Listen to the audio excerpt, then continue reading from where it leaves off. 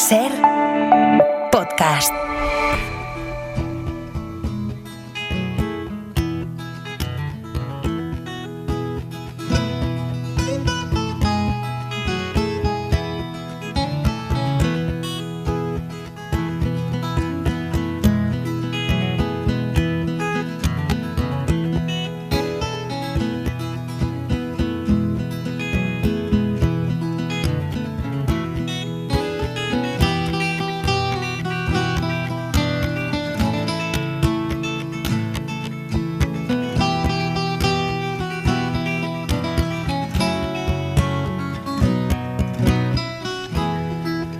Desde Berlín nos atiende Marc Bassetts, corresponsal del País en Alemania. ¿Cómo estás, Marc? Buenos días.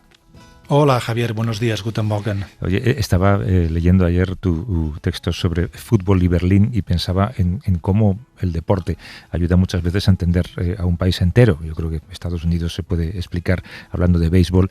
Recuerdo, por supuesto, las fantásticas crónicas del Calcio de Enrique González, que te contaban Italia mejor que cualquier crónica política, ¿no? Y tú has ido a entender Berlín a través del fútbol.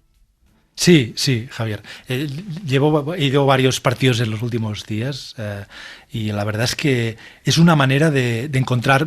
Tú siempre estás. Bueno, yo siempre estoy buscando la esencia de la ciudad, ¿no? Nunca la acabas de encontrar, pero he tenido la sensación, viendo algunos partidos de fútbol en Berlín, de que me he acercado a esta esencia. Porque el fútbol en Berlín, como tú decías, como en todos los países, en muchos países y en muchas ciudades, explica la historia y explica la personalidad del lugar. Claro, Berlín es la ciudad que estuvo dividida por el muro. Y había dos equipos importantes. En el oeste estaba el Hertha, que era el equipo predominante en el oeste de Berlín, Hertha Berlín, y en el este el equipo que predominaba era el Dinamo de Berlín, que era un poco el equipo del gobierno, el equipo del régimen comunista, era el equipo de la Stasi, de la policía secreta. Y luego en el este también había un tercer equipo pequeñito de barrio, casi en el extrarradio de Berlín, que se llama Union Berlin. Bueno, esto era la época de la Guerra Fría. Ahora llegamos a la actualidad y es muy curioso porque hay una especie de justicia poética. El Hertha está en segunda división. El Dinamo de Berlín está en cuarta división regional y ya no importa. Y ahora el equipo fuerte de Berlín es el Unión, que es un bueno, yo recomiendo a quien venga a Berlín que vaya a ver un partido de Unión Berlín. Y vas, claro, me da miedo preguntarte si eres del Barça o del Español. No, soy del Barça, claro, vale. Soy del Barça. Pero el Barça no tiene nada, claro, como culé, vas ahí y ves cosas, bueno, muy, muy admirables. Por ejemplo, el otro día estuve en un partido de Bundesliga, Unión contra Heidenheim, que es un equipo modesto también que visitaba el campo de la Unión. Durante todo el partido estaba ganando la Unión 1-0. En el tiempo de descuento remonta Heidenheim 1-2, ¿no? Yo lo seguí desde detrás de la portería, donde están todos ahí con las banderas cantando. Yo creo que no miran el partido, porque van ahí a cantar y a hacer jaleo, ¿no? Pero bueno, están perdiendo 1-2 en el minuto 96, ya cuando es el partido final, y siguen animando a su equipo, ¿no? Yo me imagino, bueno, no sé si alguien se molestará, pero yo recuerdo cuando iba al Camp Nou, mucha gente ya se iba 5 minutos o 10 antes, ¿no? Para no encontrar tráfico. Y luego, si el Barça pierde o juega mal, silban al contrario. Y nunca celebrarían después de perder 1-2. Ahí me contaron en Unión que está prohibido, bueno, primero sacar el móvil, en el campo está prohibido. Prohibido, no había ningún policía, pero es una norma. Y luego está prohibido también abuchear a tu propio equipo. Hay que animarlo hasta el final, aunque pierda. Ay, qué bueno. Oye, te voy a recomendar para Carrusel Deportivo, Marc, en tus no. Bueno. Venga, que tenemos gente esperando. Empezamos.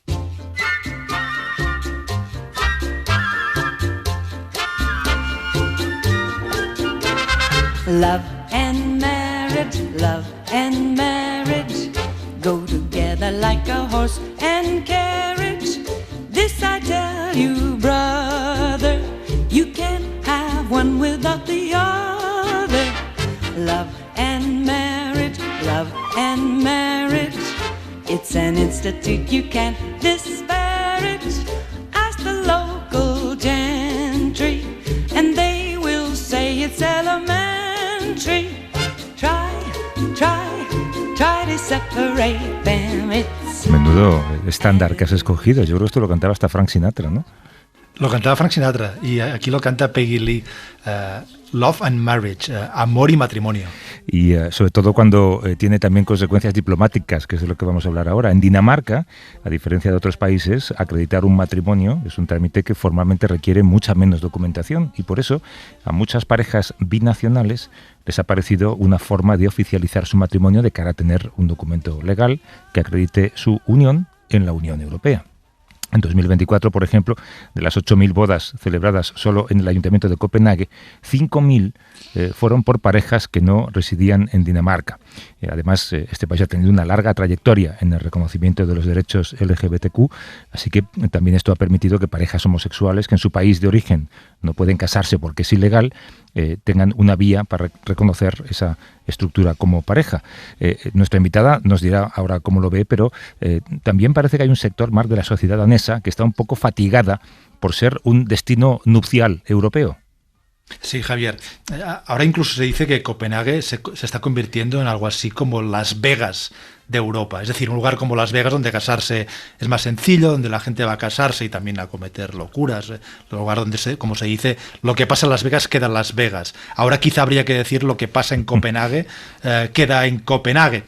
Por supuesto que es exagerado comparar Copenhague con Las Vegas, pero algo está pasando. Me acuerdo siempre de una frase de Yogi Berra, ¿sabes? Este entrenador de béisbol de Estados Unidos, conocido por sus frases absurdas, pero que en el fondo había una sabiduría en aquellas frases absurdas. Yogi Berra decía, a propósito de un restaurante de Nueva York que tenía mucho éxito de público, decía lo siguiente: ya nadie va a este restaurante, está demasiado lleno. Pues con la cuestión de las bodas, Dinamarca, Copenhague, parece que está viviendo su variedad particular de esto, y es una variedad danesa también de un fenómeno que pasa en muchos otros lugares. Lo hemos visto con el turismo. El éxito puede acabar matando el éxito. Desde Esbjerg nos atiende Lona Müller-Sigard, que es organizadora de bodas en Wedding Island. ¿Qué tal, Lona? ¿Cómo estás? Hola, buenos días. Tú antes de hacer la parte más colorida de las bodas, trabajabas además como vicealcaldesa en la isla de Fano en 2010. ¿Cómo gestionabas entonces los registros de matrimonio que llegaban a tu municipio? Pues estuve ahí con las parejas. Primero fue parejas de Alemania que querían casarse de aire libre, parejas homosexuales y también las parejas binacionales. Y hablando con las parejas me daba cuenta que aquí había un problema y podíamos hacer algo en Dinamarca. Claro, mucha gente opta por ir a Dinamarca porque en apariencia es más sencillo casarse allí. ¿Qué tipos de parejas recibís en tu gestoría de bodas? ¿Parejas con prisa? De todo, gente con prisa, gente que quieren casarse por la playa, gente que quieren escaparse, gente más mayores. Es la segunda vez quizá y no quieren iglesia y esas cosas y quieren ir a Copenhague para pasar el fin de semana. Marc. Hola, Lone, aquí Marc desde Berlín. ¿Podrías explicar cuál es exactamente la diferencia legislativa o de normas de Dinamarca respecto a España? ¿Por qué es más fácil casarse en Dinamarca que en España? Mucho más fácil. Yo he vivido en España también y cada vez que tenía que registrar algo tenía que presentar un acta de nacimiento, y de mis hijos también. Tenía que llamar a Dinamarca, sacar una acta nueva, ir por la embajada y ¡wow! Pasó mucho tiempo. Para empezar, no hace falta una acta de nacimiento en Dinamarca. Si una persona ha estado casado o casada anteriormente, sí que hay que presentar un acta de divorcio, pero los documentos no vencen. Y luego supongo que esas bodas o esos matrimonios hay que compulsarlos, hay que validarlos en los países, ¿o no? Claro que sí, pero en Wedding Island, por ejemplo, mandamos todo al Ministerio de Asuntos Exteriores para poner la apostilla de la Jaya, después la boda. Y la acta viene en español desde el principio, en alemán, en inglés, en francés. Así que no es nada complicado. Pero sí que aún hay leyes. Por ejemplo, si quieres registrar la boda en España, hay que hacerlo dentro, me parece, 5 meses. Porque los documentos siguen venciendo en España. ¿Te parece adecuada la comparación de Dinamarca con Las Vegas o es una exageración? Pues un poquito, pero nunca he estado por Las Vegas, pero me parece que se puede venir y arreglar todo en un día. En Dinamarca no. hay que obtener una licencia para casarse antes de venir a Dinamarca para casarse. Es curioso porque nuestra productora Fernanda Fernández lanzó esta pregunta en sus grupos de WhatsApp. ¿Alguien se ha casado en Dinamarca? Y salieron 3 personas. Una de ellas es Ana, que tenía problemas para casarse en Alemania y se marchó a Dinamarca. Mi nombre es Ana María Arevalo Gosen, soy fotoperiodista venezolana y mi esposo Philip es alemán. Intentamos casarnos, nosotros nos casamos en el 2015, intentamos casarnos en Alemania y tuvimos un montón de trabas porque, bueno, pedían un montón de papeles, una burocracia muy fuerte, sobre todo unos papeles que en ese momento en Venezuela eran además costosísimos de sacar y ellos dijeron que ni siquiera eso era válido, que había un 0.000 con no sé cuánto % de que Philip y yo, mi esposo que es de madre indonesa, con padre alemán, nació en Hannover, y yo venezolana con mi mamá mitad libanesa y mi papá súper criollito venezolano, que estuviésemos emparentados. Entonces, ahí ya como que tiramos un poco ya el esfuerzo. Y la misma señora que nos estaba atendiendo nos dijo, oye, ¿y por qué no se van para Dinamarca? En Dinamarca casarse es facilísimo. Y entonces ahí él y yo nos miramos, dijimos, bueno, Philip tenía un amigo, su esposa, que su esposa ahora, en su momento era su novia, era danesa. Y nada, como que conversando un día le preguntaron, mire, nos dijeron que casarse en Dinamarca era súper fácil, ¿cómo es eso y tal? Sí, casarse en Dinamarca es súper fácil y además mi papá es el alcalde de la isla de Langeland. Entonces, si ustedes quieren casarse, nosotros los recibimos allá y mi papá los casa. Y nosotros pensamos, esto es lo máximo, mejor plan. Y el 19 de diciembre del 2015, un día oscurísimo, a las 4 de la tarde, ya era de noche, hacía un frío horroroso. Pues con luces de bengala y todo, nos casaron en danés. Mi esposo y yo no entendimos nada. Y nada, súper felices. Súper felices hasta hoy. ¿Os encontráis, Lona, con muchas situaciones complejas de parejas de diferentes nacionalidades? Sí, me encanta la historia de Ana. Es que me encanta. Tengo muchas parejas que hablan español, pero es así. Y la gente que vienen, es que están cansados, es que han probado todo, han gastado tanto dinero, es que están en punto de dejarlo. Y es un trabajo súper feliz de poder ayudar a esas parejas. Vamos a escuchar otro testimonio, es el de Milena, que se casó en Copenhague. Bueno, mi nombre es Milena y trabajo como Project Manager. Soy originalmente de Argentina, pero vivo hace 13 años en Irlanda y cuento con un pasaporte italiano. Mi esposo es irlandés y bueno, cuando tomamos la decisión de casarnos, Irlanda tenía como un backlog muy largo porque había sido post-COVID y nosotros, por el trabajo de mi esposo, íbamos bastante seguido a Dinamarca y habíamos asistido ya a 2 bodas. Nosotros nos casamos en Copenhague, en el City Hall, pero podés elegir opciones, si no recuerdo mal, alrededor de la ciudad. En nuestro caso elegimos el City Hall porque nos había gustado mucho el lugar. Es un edificio precioso con la habitación donde se realiza las bodas, muy, muy linda decorada y demás. En nuestro caso fue bastante fácil todo el proceso de aplicación al ser los 2 ciudadanos europeos. Y bueno, y fue así. La verdad que nuestra acta de matrimonio está en 3 idiomas, en danés, en alemán y en inglés.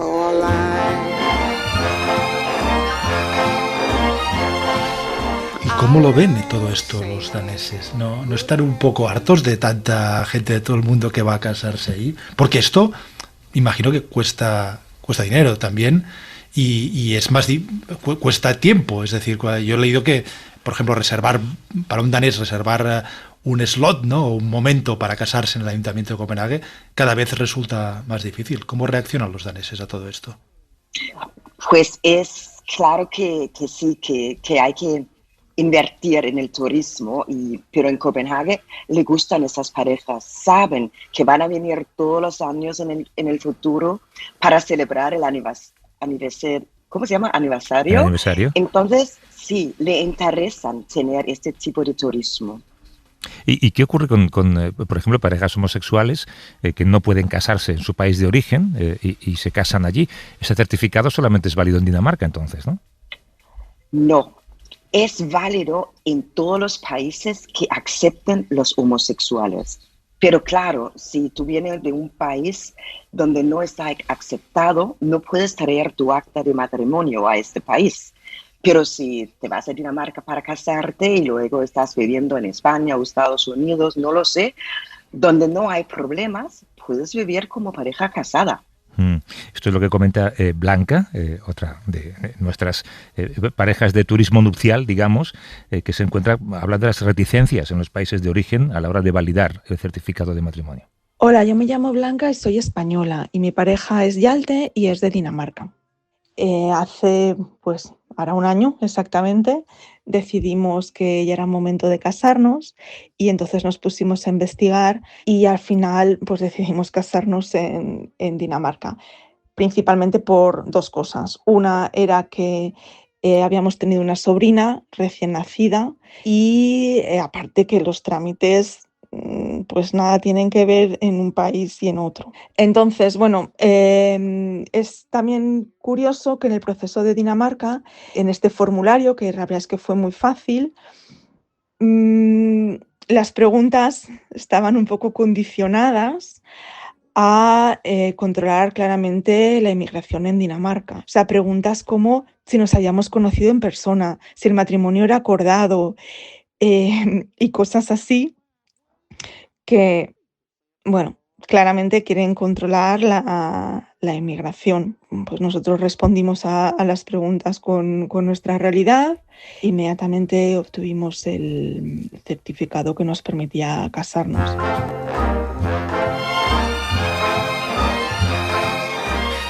Este testimonio es interesante porque Dinamarca es uno de los países europeos más restrictivos en políticas de inmigración. Me pregunto cómo conjuga esta apertura a que venga todo el mundo a casarse con estas políticas, con este rechazo o control muy estricto de la inmigración. ¿Cómo lo hace Dinamarca? Pues en Dinamarca tenemos las mismas reglas como en el resto de la Unión Europea y pues hay reglas y no se puede decir a una pareja que no pueden estar juntos si son una pareja de verdad. Pero es cierto, de casarse en Dinamarca no es para los tímidos. Hay que mostrar muchas fotografías personales para demostrar la relación. Y a veces me parece muy fuerte, pero entiendo las leyes también. Dinamarca no puede ser una puerta abierta para Europa, evidentemente. Ya, pero ahora con la inteligencia artificial, cualquier fotografía puede parecer real, ¿no? Pues tienen unos sistemas ahí con las autoridades y controlan todo. No sé cómo lo hacen, pero lo hacen. Desde Esherp, en Dinamarca, nos ha atendido Lona Müller-Sigar, que es organizadora de bodas en Wedding Island, que por cierto, Lona, una boda, ¿cuánto me costaría una boda modesta? Así, con fuegos artificiales como mucho. Una boda modesta, como 500 coronas, como 500 euros. 500 euros. Bueno, pues la verdad es que comparado, pero ¿eso qué incluye? ¿No incluye más que lo que es el trámite en sí? ¿O incluye también el banquete, yo qué sé, la comida? No, sin comida, sin flores, pero vas a casarte en un sitio precioso. Una boda austera. Puedes pagar más por más servicios, por supuesto. Ya me imagino. Gracias por la conversación, Lona. Un abrazo. Un abrazo. Gracias. Gracias. I've been through years, too many blue years. Now I want New Year's every eve. Marriage is for old folks, marriage is for cold folks. That's what I believe. One husband, one wife, what do you got? Two people sentenced for life. Marriage is for old folks. Marriage is for cold old folks, not for me. Ser Podcast.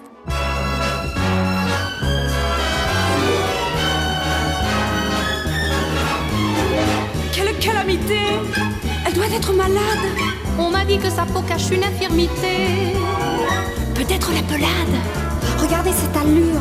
On ne peut distinguer ses mains de sa figure. Avec ses poils partout, ça me fait grand dégoût. Elle n'aura guère de chance de rencontrer le prince. Avant de l'embrasser, il faudra qu'il la rince. De la tête aux talons, sa peau doit être rancée. La vieille m'a dit sur l'heure. ¿Por qué has escogido esta música, Marc? Es una canción de una película francesa de Jacques Demy, Peau d'âne, piel de asno, creo, en castellano. La canción se titula Los insultos. Cada vez es más común, y en parte los medios supongo que tenemos cierta responsabilidad, es más común sentir que cuando se habla en la política todos los días se abre mucho espacio no para el diálogo sino para la violencia, y lo mismo pasa en varias zonas del mundo donde, a pesar de que hay normas internacionales que dictan los límites, por ejemplo, de las agresiones militares, parece que cada vez es más fácil saltárselos, y ambas cosas confluyen en el gobierno de Donald Trump. La manera en la que Trump está llevando a cabo su mandato, además de su gabinete, yo no sé cuál es la sensación tuya, Marc, desde Alemania. Cuando estábamos en Washington, yo creo que era impensable imaginarse lo que estamos viendo ahora en la Casa Blanca, ese nivel de groserías, ese desparpajo con el insulto, esa manera de insultar a los periodistas que hacen preguntas, y además todo ello siempre aplaudido por ese gabinete, esa cohorte que tiene Trump, que parece un gabinete de pelotas, básicamente, ¿no? Sí, Javier. Yo creo que hay que distinguir lo que dice Trump y lo que hace Trump, aunque a menudo ambas cosas están entrelazadas. De un lado, como dices, están estas groserías, estos insultos, estas amenazas. Y del otro, las violaciones de los derechos humanos, que a veces estas son consecuencia de las amenazas y no es fácil distinguirlas, y menos con Trump.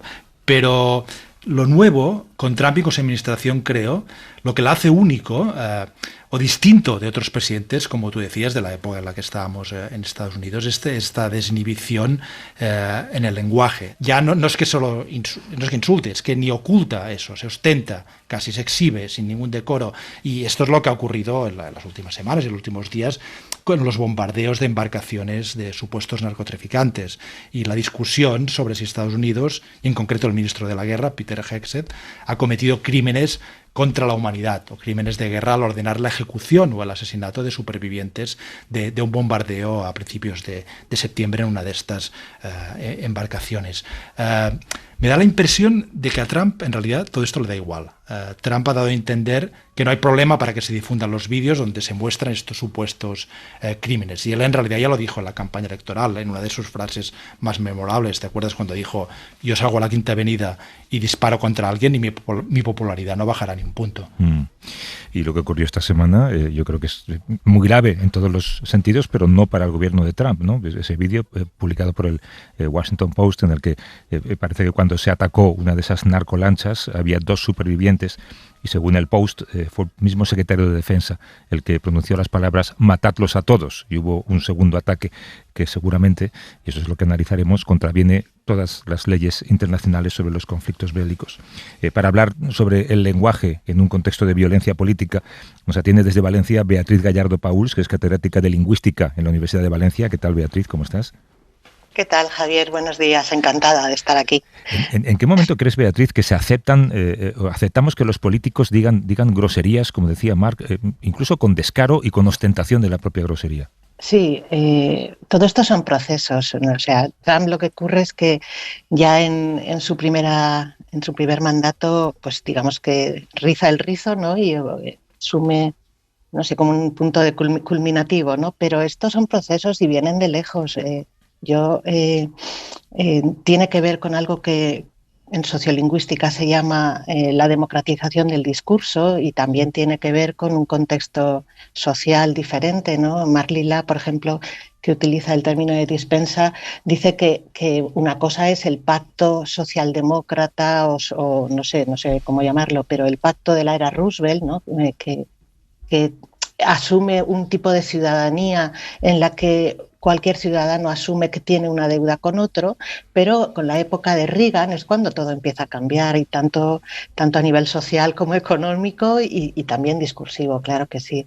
Pero sí, te iba a preguntar, ¿no te parece que hay un salto cuántico en los últimos años? Si hace 6 o 8 años, por ejemplo, un presidente de cualquier país hubiera llamado cerdita a una periodista, seguramente nos habríamos escandalizado y habríamos hablado de ello durante meses y le habríamos exigido que pidiera perdón. Ahora, sin embargo, Trump lo hace y es un día más en la oficina, ¿no? Claro, porque lo hemos naturalizado, porque, como decía, es un culmen, ¿no? Pero es un culmen de algo que se acumula. Por ejemplo, cuando se habla de los escándalos políticos, Thompson habla de una cosa que es el hartazgo de escándalo. Llega un momento que uno ya lo ha naturalizado y ya está. Esto tiene que ver con lo que yo llamo las retóricas desinhibidas. A ver, perdón por la autocita, pero yo en un libro que se llama Tiempos de hipérbole, en 2018, hablaba de, por un lado, las retóricas desinhibidas y, por otro lado, las retóricas de la peculiaridad, ¿no? Las que van a lo identitario. Y ahora hablo directamente de un discurso del odio propio de esas retóricas desinhibidas y de un discurso de falsa corrección política que tiene que ver con las retóricas de la peculiaridad. Sí. Hay un odio omnipresente que enmascara la ausencia de discurso político, claro. Hola Beatriz, aquí Marc desde Berlín. Sí, hola Marc, encantada de saludarte. Igualmente. No, es interesante porque Trump, o los que siguen este discurso, porque son muchos los que ha dado ejemplo. Sí, esto es ¿no? internacional. Y es internacional, pero ellos pueden decir, yo al menos no soy hipócrita, no tengo el discurso al que estábamos acostumbrados en aquella otra época de, podemos decir, socialdemócrata, o de este consenso, de estas normas de comportamiento también, de comportamiento, pues en los que a veces el discurso político era aburrido, los políticos tenían un lenguaje muy acartonado, y ahora ellos dicen, no, yo soy sincero, soy transparente, digo lo que pienso. Pero eso le han dado la vuelta un poco a estos valores. Bueno, le han dado la vuelta a los valores, pero es que eso en realidad es una falacia. Es como cuando reclaman libertad de expresión para hacer actos que son contrarios a la libertad, ¿no? Quiere decir que no se trata de ser sincero, uno puede ser sincero y educado y puede ser descarnado y educado. De lo que están haciendo es enmascarar. A ver, esto es como el dedo y la luna, ¿no? Si uno se fija tanto en el lenguaje, tú decías hace un rato, una cosa es lo que dice y otra cosa es lo que hace. Bueno, pero la atención se va sobre todo a lo que dice. Y eso es lo que consiguen. Quiere decir que estos mismos días, no sé si ayer, no sé, jueves, viernes, no me acuerdo bien, pero el CEO de Palantir ha dicho, bueno, sería interesante que los crímenes de guerra fueran constitucionales porque sería bueno para el negocio, ¿no? El portavoz dijo, bueno, es que quizá estaban traficando y por eso nos los hemos cargado, tiene que ver con... Bueno, quizá hay armas de destrucción masiva. Sí. Y eso es 2003, no es 2025. Sí, la semilla estaba plantada hace mucho tiempo. Estaba muy plantada. Déjame que sume a la conversación, por esto que acabas de decir, a claro. Joana Brisqueta, que es catedrática de Derecho Internacional Público de la Universidad de Deusto. Nos atiende desde Bilbao. ¿Qué tal, Joana? ¿Cómo estás? Buenos días. Hola, buenos días, Javier. ¿Puede ser que ese ataque contra esa narcolancha, esa manera de rematar a los supervivientes, contravenga las leyes internacionales que rigen los conflictos bélicos y que, por tanto, el secretario de Defensa o secretario de Guerra, como se hace llamar, Pete Hegseth, sea considerado un criminal de guerra? Bueno, Javier, lo primero que habría que aclarar es que un crimen de guerra es una violación de las leyes de la guerra, es decir, de las leyes que se aplican en una situación de conflicto armado. En concreto, la violación de los convenios de Ginebra de 1949, fundamentalmente.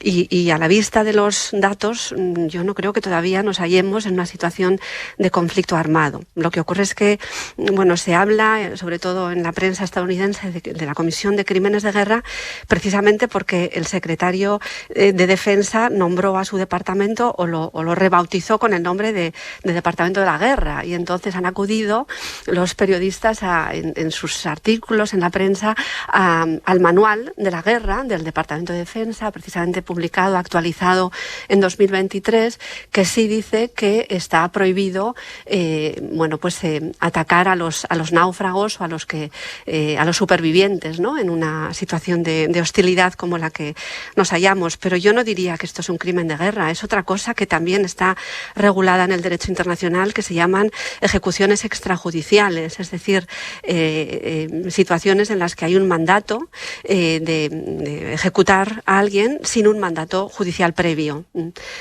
que son una violación del derecho internacional de los derechos humanos. Hola, buenos días, Joana, desde Berlín, Marc.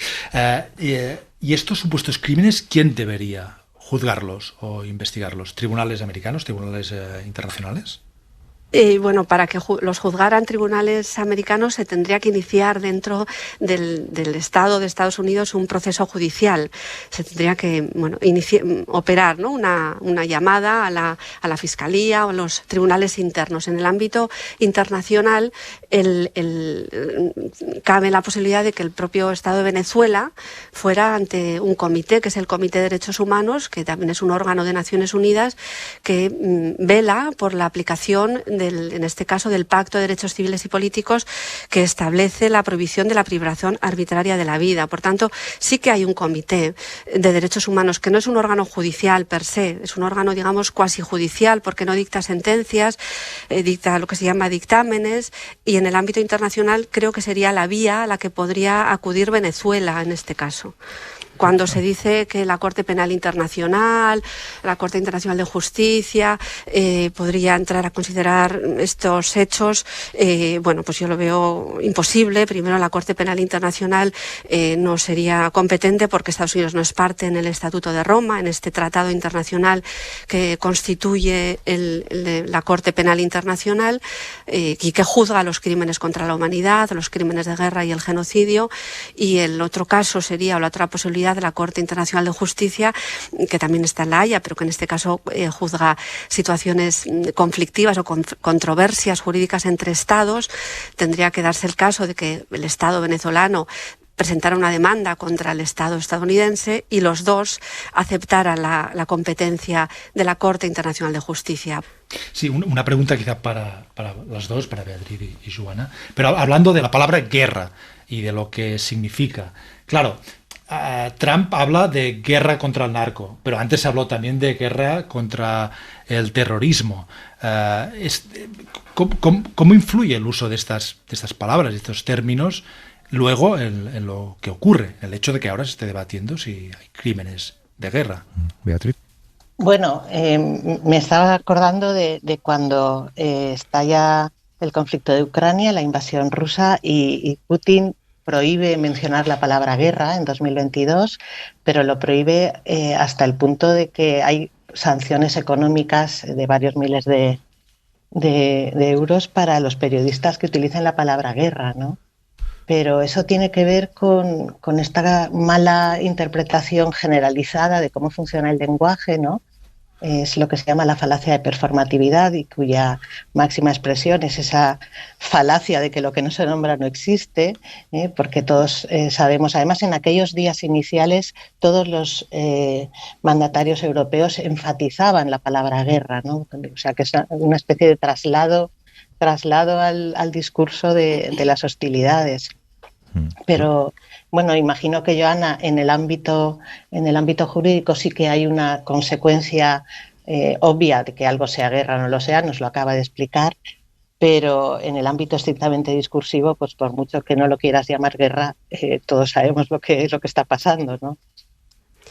Sí, bueno, el discurso de Trump, cuando dice guerra contra el terrorismo o guerra contra el narcotráfico, en realidad está buscando una justificación al uso de la fuerza. Claro. No es una guerra contra los que trafican con droga, que no sería, digamos, tan fuerte, ¿no?, desde el punto de vista de su justificación. O sea que aquí, de alguna manera, se está buscando un apoyo legal en el ámbito del derecho internacional, porque es verdad que sí se puede luchar contra el terrorismo, solo que no de esta manera, y sí que hay que luchar contra el narcotráfico.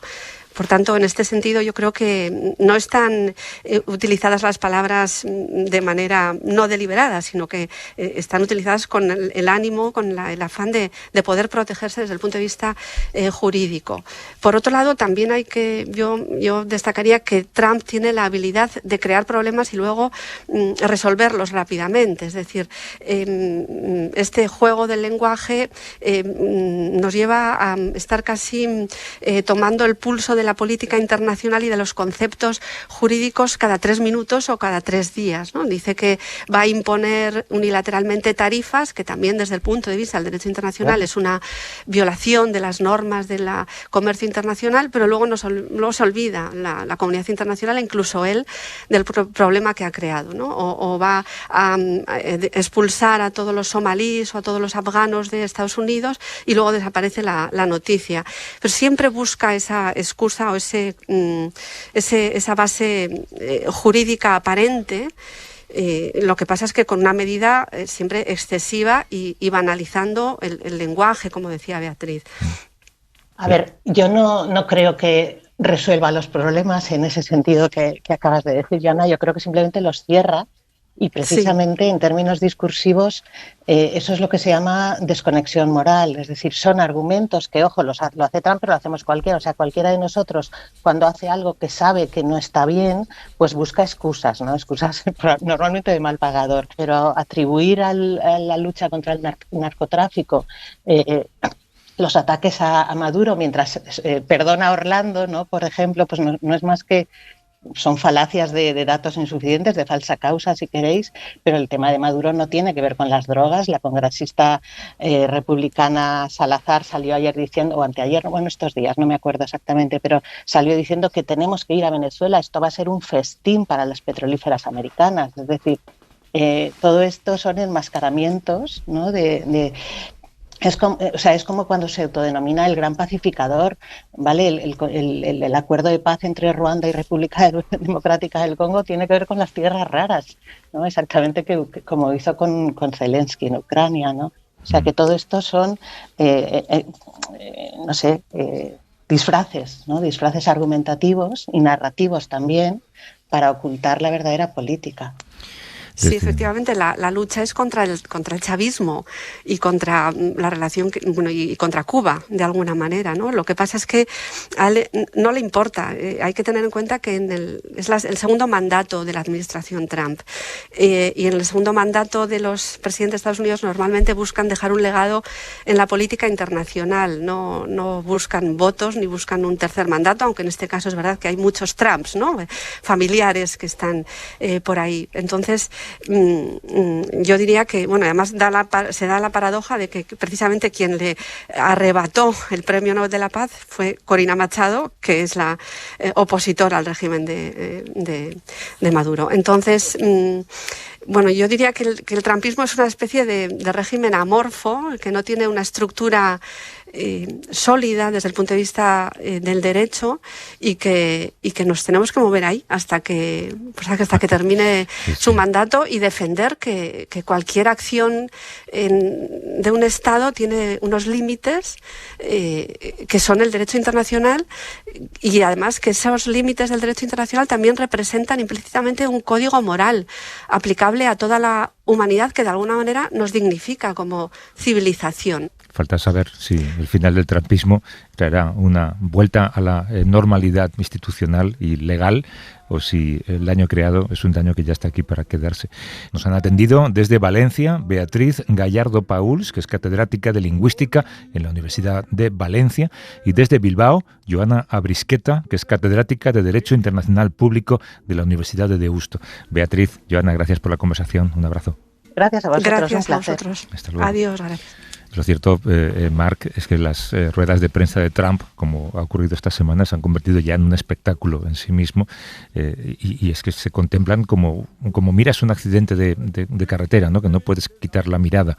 Esto es lo mismo, no sabes cuántos improperios va a pronunciar, a cuánta gente va a insultar y cuántas barbaridades va a decir, pero al día siguiente la vida sigue.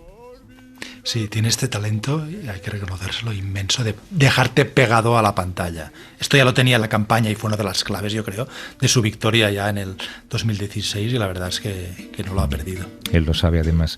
Marc Bassetts, desde Alemania. Hasta la semana que viene. Gracias, Javier. Es haben die paar Herren so viel schon umgebracht. Statt dass sie euch zerbrechen, zerbrecht jetzt ihre Macht. Ach, Deutschland, deine Mörder. Es ist das alte Lied. Schon wieder Blut und Tränen. Was gehst du denn mit denen? Weißt doch, was dir blüht.